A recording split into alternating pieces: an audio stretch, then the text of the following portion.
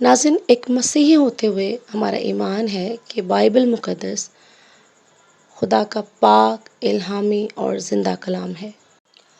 بنی نوع انسان کی رہنمائی کے لیے اور اس کی بھلائی کے لیے بائبل سے زیادہ مؤثر اور بابرکت کلام اور کوئی نہیں ہو سکتا۔ ہمارے تمام روحانی مسائل کا حل صرف اور صرف اس پاک کتاب میں موجود ہے۔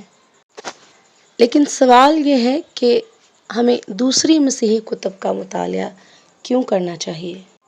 تو ایک ایماندار، ایک نجات یافتہ شخص جو اس کلام کو پڑھ لیتا ہے اور مسیح یسوع کو اپنا نجات دہندہ، اپنا راہ حق اور زندگی مان لیتا ہے، تو وہ ایک نئے سفر کا آغاز کرتا ہے۔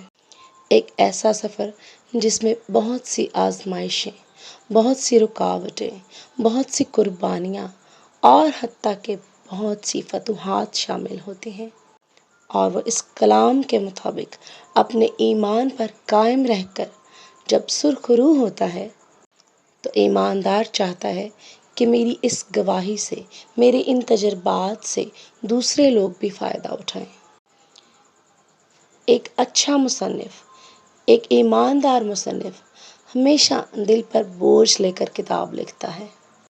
وہ چاہتا ہے کہ لوگ میری گواہی سے برکت پائیں اور ان کا ایمان اور مضبوط ہو جائے۔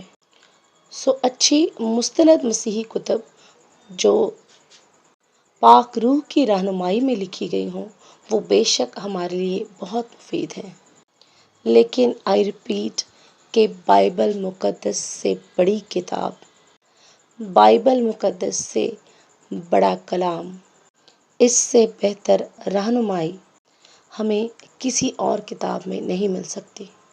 اگر بائبل مقدس کے مضامین کے بارے میں جو بھی سوالات ہمارے ذہن میں ہوں، ان کا جواب بھی ہمیں اسی کتاب میں ملے گا۔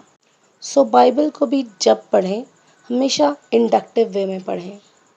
Inductive means to pull out the facts from the text.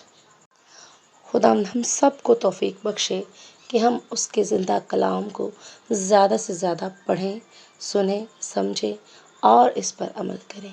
آمین۔